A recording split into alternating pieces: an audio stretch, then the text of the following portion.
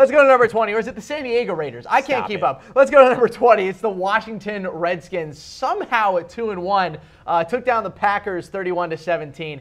That was a game where just Aaron Rodgers just looked like crap. The Redskins defense played pretty well, but I'm just not inspired by this team. Adrian Peterson looks great. I think our view of the Redskins and the overall view was reflected by the Chat Sports Power Ranking team collaboration voting, AP poll style. Redskins were as high as 13. They were low as like 22 or 23. And with the Redskins, which team do you get each week? The one that beat the Packers or the one that lost to the Colts and looked bad doing it? Wow, is their quarterback Alex Smith? They're really inconsistent? So, wow, what a surprise. I don't really know what to make of the Redskins, so I guess they'll go with 20, and what overall is a very weird NFL power rankings, because how do you set up these teams that we're pretty sure are good, but are like 1-2 or 1-1-1 or something? Almost like September football. Stop it. I'm not having this discussion with you. Let's go to number 19. Let's go to the LA Chargers. Another year, another super talented Chargers team, and another underperforming Chargers team. Can we just like vanquish the Chargers and get a new football team? Are they actually underperforming? Yes. Like, I have been disappointed by their play, yes, but also remember who they've lost to this year. Yeah, that's true. It's the Rams and the Chiefs, the two best teams in the NFL right now. Yep. So I'm not going to put the nail in the coffin yet for LA. I actually had them at 16, which I thought was about league average for them right now. Me too. So I still kind of believe in LA, but I'm very concerned about not having Joey Bosa. Yeah. And now you got to go win week 4 against the Niners. Like, you got to get back to 2-2. They got to win that game. You got to start winning those easy games early in the year, so that when you get Bosa back, he can help you make that push for what appears to be a suddenly very competitive AFC West between the Chiefs and maybe even Denver too. Yeah, well, hey, if you're Cam Rodgers, he still thinks the Denver Broncos are somehow going to pull out the AFC West. I don't know how, but he still has them ranked number 1. Let's go to number 18. I would have to say the team that has been maybe the most league average looking football team so far, the Tennessee Titans. You have all completely slandered the Tennessee Titans, and I will not stand for it. I had them in the top 10. Do you know why? Why? Because they beat the Jags, and y'all are the Jags in the top 10. They beat them 9-6. They beat them. Blake Bortles sucks. They beat them. So Jacksonville should be 19 then. They are 2-1, and it has not been pretty. It's maybe a bit of a fluke, but they're 2-1. Can we give Tennessee some respect for winning games against good football teams? I'll give them respect once I know about the long-term health of Marcus Mariota, because I'm sorry, if Blaine Gabbert is starting games for the Titans, and they're number 18 through and through. But and it was a nice still win. Won both games with Blaine Gabbert starting. Their defense did play very well against the Jaguars, but again, it's 9-6. At the end of the day, I don't really know how much you can deduce about either team besides the fact that, oh yeah, Blake Bortles sometimes sucks. So I will give the Titans credit. I fully expect them to lose this week, but I'm going to have them in my top 10 this week because they've earned it. They've beaten the Jags. Resume matters after 3 weeks. Do you think they'll win the AFC South? I had originally thought they were going to be a wild card squad. I'm still going to go with Jacksonville. I was a little bit worried about Houston, but Houston doesn't look good at all. As we mentioned, we had them near the bottom of our power rankings because they still haven't won a game yet. Well, hopefully Marcus Mariota can end up being healthy for this upcoming week's game, because I don't think anyone wants to see more Blaine Gabbert on an NFL football field. Let's go to number 17 on our power rankings, the Chicago Bears. I don't know what to make of this team yet, because they have all the talent in the world, yet they can barely beat a bad Arizona Cardinals team. And Tom, I'm telling you, Trubisky has looked bad. He has not looked like he's improved at all from last season. The offense hasn't looked very good overall. No, it hasn't. So I think this is about right for the Bears. This is where I had them. You even had them a little bit higher, Harris. Yeah, a little bit. I'm not going to declare them a playoff team yet in the NFC. I think they're building in the right direction, but I agree. I do need to see more out of Trubisky, and I need to see Matt Nagy run the ball more. They should be 3-0 because they should have beat the Packers, because they should have ran the ball with Jordan Howard instead of throwing it on 3rd and 1. The reason I had them up a little bit higher, I ranked them under 14, simply because their defense I think has been the best in the NFL so far. It's been fantastic. I'm not going to go that far, but okay. It's been amazing so far. I mean, Khalil Mack is putting up Defensive Player of the Year numbers again. Their entire secondary is playing very, very well as well. Danny Trevathan's having a nice season for them as well. So Chicago Bears coming in at number 17. Before we get into the top half of the NFL, let's recap what we've seen so far. Got the Bills, the Raiders, the Texans, and the Cardinals making up 29-32. The Giants, the Colts, the Jets, and the Niners coming up next. Let's jump out of the 20s, or no, still in the 20s, excuse me. Math, good job, I got it. Browns, Lions, Seahawks, and Cowboys, 21-24. The Browns, they moved up. That's great. Hopefully they'll get into the teens next week. Make it a streak? winning streak. They're playing the Raiders. They're favorite, I think. Let's get into the teams. The Bears at 17, then the Titans, the Chargers, and the Washington Redskins. All right, Tom, let's now jump into the top half of the NFL. But first, I want to remind you guys that we are sponsored today by FanDuel. Head to FanDuel.com/chatsports. If you just deposit $5, FanDuel will give you $20 free with your first deposit if you head to FanDuel.com/chatsports. Tom, you won't find this deal anywhere. No. And by the way, I'm hosting a game this week on FanDuel, so if you think you know more, if you hate our power rankings, and you want to take me down and talk some smack, all in good fun, of course, DM me on Twitter at WhatGoingDowney. I'll get you in the game for some money. How about that, huh? Money's nice. It is nice. All right, let's go to number 16. Let's jump into the top half of the NFL. The team I had as the league average football team going into the year, they still remain that same in my mind. It's the Denver Broncos. I think this is about right for Denver. I had them at 18. I was a little bit lower. I'll tell you what's going to happen with Denver. I think we're going to see exactly what we saw last year. Started the year good. Hey, 2 good wins at home, and then they remember that the Denver Broncos, they'll be a better version because Case Keenum is better than so many of those other quarterbacks that they tried to use last year. I just don't think Denver's going to be enough to take down the Chiefs in the AFC or even the Chargers. Right? Their offense is league average. Their defense is also league average. Therefore, the entire team is league average. The only thing that's not average on this team is the head coach. I'm not a Vance Joseph fan. I'm not a big Vance Joseph fan. From what we've seen so far. Yeah, that's fair. Yes. So I wasn't surprised that Baltimore took them down.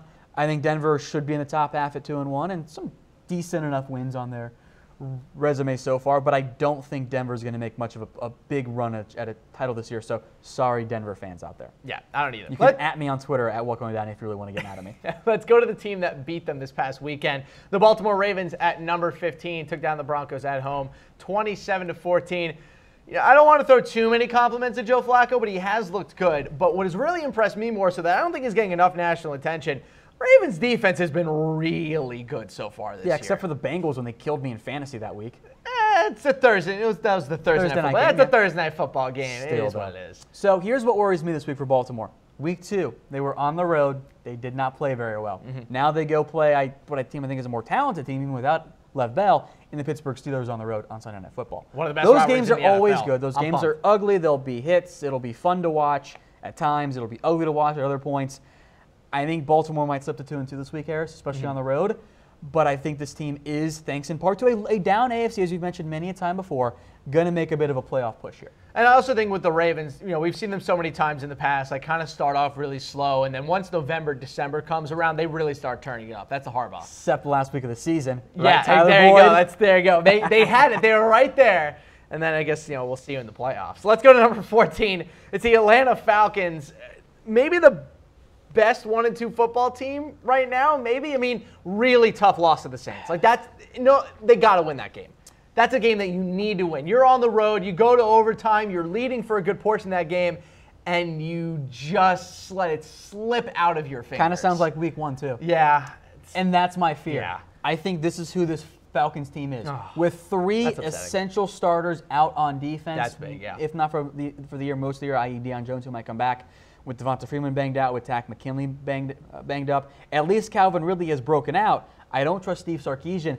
I love the talent on this Falcons team. I don't trust the coaching staff on the offensive side of the ball. I do trust that defense, but they're banged up right now. We said how great the Falcons' talent was. Not many teams can actually survive 3 starters lost on either side of the ball, unless you're the Eagles last season. I thought they were going to be fine when Keanu Neal went down because they had Ricardo Allen, and now they don't have either of them. So that's a big time loss. And they didn't sign Eric Reed like they probably should have. Yeah, they probably should have. A couple safeties still out there, though. Maybe they'll make a move for one. Tom, do you think the Falcons are still a playoff team? No, I don't. No? Wow. Okay. I flipped on Atlanta. I thought they were going to be a playoff team. I think they're going to come up just short this year, maybe finish with 9 wins, maybe even 10, and still come up short in the tough NFC. I don't think Atlanta's going to do it. Go prove me wrong, because I got plenty of the fantasy players. We'll get to the Panthers later. I have a couple comments on them, but I mostly think it's because the Panthers have actually looked so good to start the year. Let's go to number 13, the Cincinnati Bengals. You know what, Tom? I'm going to call my shot. I was right about the Bengals, at least to start the year. I just like the talent that they have on this team right now. Now, they're never going to beat good teams. Like them losing to the Panthers on the road was the most obvious bet of the week. It's actually a dig against Baltimore for saying that they're not a good team. Yeah, but I just think overall with the Bengals, they have a lot of talent on both sides of the football. We haven't even seen Vontaze Burfict, he's still suspended. So once he comes back, that defense is going to get a nice boost. But the offense has looked quite good to start the year. AJ Green looks good, though he's a little bit banged up. Tyler Eifert's starting to get going as well. Mixon's banged up, though. Giovanni Bernard did a good job of replacing him last week. Again, it's the Panthers. It's tough front seven. But overall, I'm impressed with this Bengals team. It's a good talent team, and this is what you and I discussed before, and what I've discussed off air with Harold. People are like, this Bengals team talent-wise was closer to top half than they were bottom 10. Mm-hmm. The issue is, how far do you trust Marvin Lewis to take this Bengals team, or even Andy Dalton for the same question? I trust Marvin Lewis to take this Bengals team to 7-9. I kind of think that might end up being the case. Now, I think what the Bengals have done this year is very impressive, and there's a reason why they're ahead of the Baltimore, Baltimore, for example, because they beat Baltimore head-to-head. Yes, it was at home, but it was a pretty dominating win.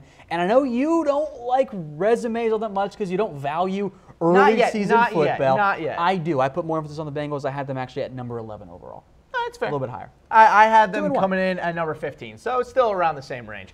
Let's go to the Green Bay Packers at number 12. Tom, this is just going to be a week in and week out thing of how is Aaron Rodgers feeling? If he's feeling good, they win. If he's feeling iffy like he was against the Redskins, they're going to lose. Maybe only play Aaron at home and play Kaiser on the road. If you're going to lose a team like the Redskins on the road, just why bother getting him on a plane? I understand that teams have hid severities of injuries in the past. This definitely happened before. It'll happen again. But it's just kind of a joke that they're saying that Aaron Rodgers has a knee sprain. There's no way he just has a knee I'm sure sprain. He's got more.